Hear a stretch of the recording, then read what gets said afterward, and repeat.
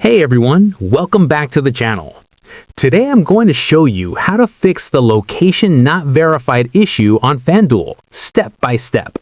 First, make sure location services are enabled on your device. On iOS or Android, go to your settings and turn location on. FanDuel needs your location to verify where you are before you can place bets. Next, close and reopen the app or browser. Sometimes simply restarting the app or browser can reset location detection and fix the issue. Make sure any VPNs are turned off. VPN services can make your device appear in a different location, and sportsbooks will block bets if they can't detect your real location.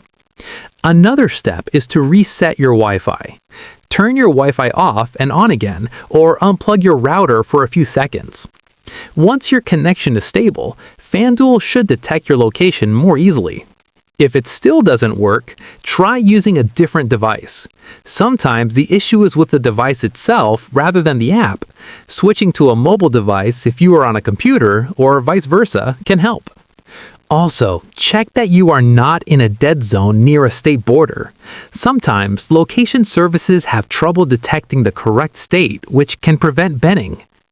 After trying these steps, open FanDuel again and check if your location is verified.